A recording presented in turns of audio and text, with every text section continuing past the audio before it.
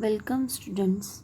Today we are going to revise subject Science and Technology Part 2 of Standard Ninth.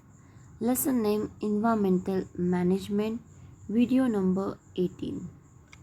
Contamination of the environment due to human activities or due to natural causes is called pollution.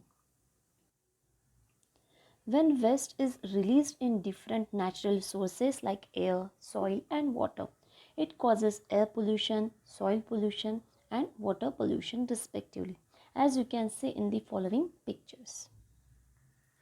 Waste are unwanted substances produced by various processes. It can be either solid state or liquid state. So, let's learn in detail about solid waste.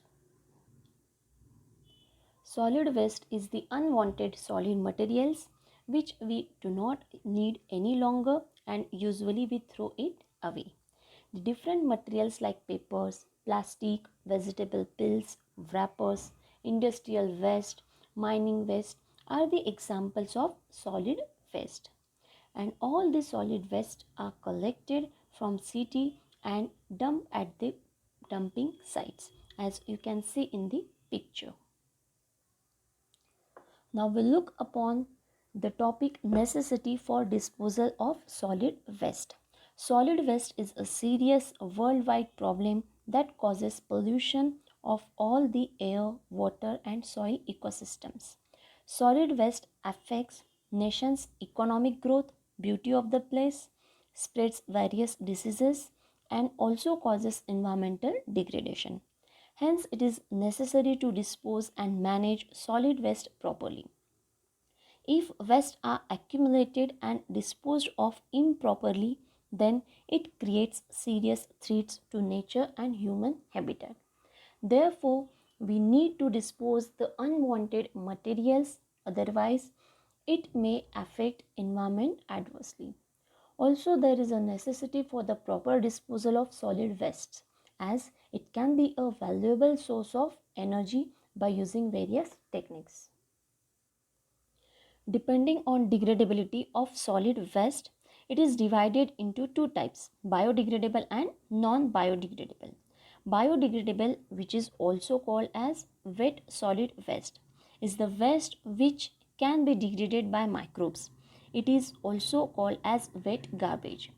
Examples kitchen waste, soil, ash, parts of plants, dung, etc. Whereas non biodegradable, which is also called as dry waste, is that which cannot be degraded easily. Example plastic, metal, thermocol, etc.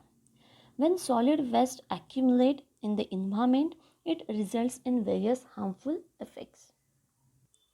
So let's learn what are the harmful effects of solid waste. It affects the biodiversity. Due to global nature of climate change, landfill gases released from local landfills have the ability to affect the biodiversity. Due to decomposition of wet waste by microbes, it releases harmful toxic gases and bad odor at the place of dumping sites, which results in the degradation of natural beauty of the place. Also, it causes air pollution, water pollution, and soil pollution. Solid waste spreads the diseases by providing breeding places for mosquitoes, flies, and rats, which spreads diseases like dengue, malaria, and other infectious diseases due to improper disposal of waste. Therefore, solid waste management should be done. It can be achieved by preventing environmental pollution and keeping the surroundings clean, using waste to produce energy and manure, which can be used in organic farming. Also, the solid waste management can be used to reduce the strain on natural resources and improve the health and quality of life. So, to achieve all these above things, proper scientific and eco friendly waste management methods should be followed. The first method is separation and categorization of waste, under which the waste is separated into different elements as shown in the picture. Waste sorting can occur manually at the household as dry waste and wet waste. The another method of treating solid waste is composting, a biological process in which the organic portion of refuse is allowed to decompose under carefully controlled conditions. Microbes metabolize the organic waste. It gives valuable humus like material called compost, as you can see in the picture. The third method is safe landfill sites. What is exactly mean by safe landfill sites? A pit is dug in the land which is far from agricultural land and residential areas. Then it is lined up with the plastic to avoid leaching of the waste. In that pit, a waste collected from household that is added into pit and it is covered up by the layers of soil. What happens in this process?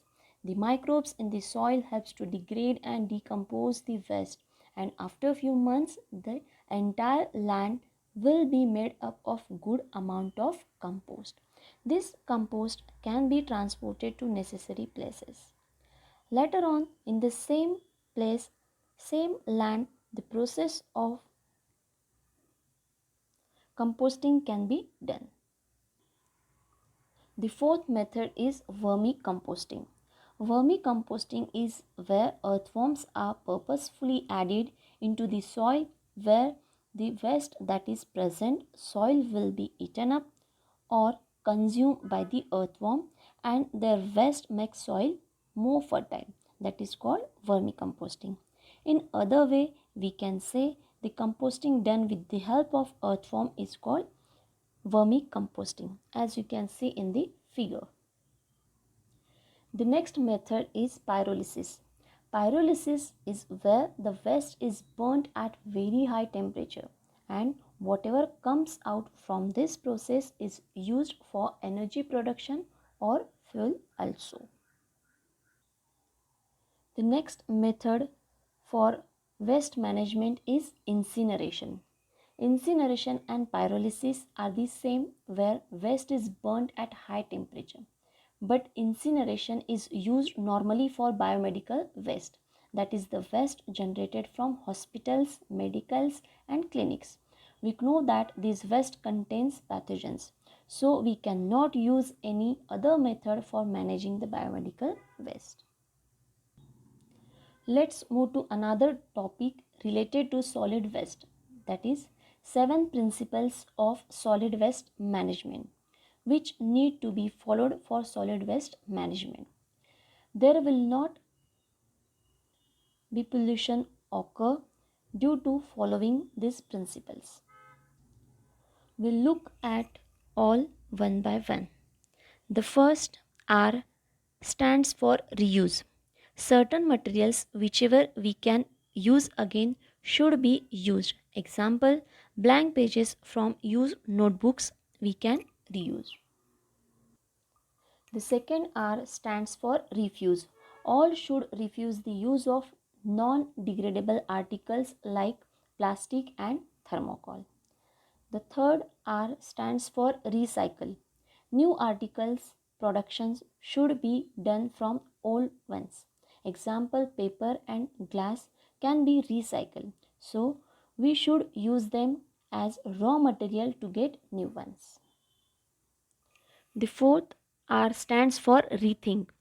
Rethinking should be done about our habits, activities, and their consequences in connection with the use of various articles of daily use. The fifth R stands for reduce. We all should reduce strain on natural resources which are involved in production of new objects, and for this old materials should be reused. One thing should be shared by many. Use and throw type of objects should be avoided. Sixth R stands for research. Research should be done for using the materials which are temporarily out of use. And seventh R stands for regulation and public awareness. All should follow the laws and rules related to waste management and motivating others to do the same.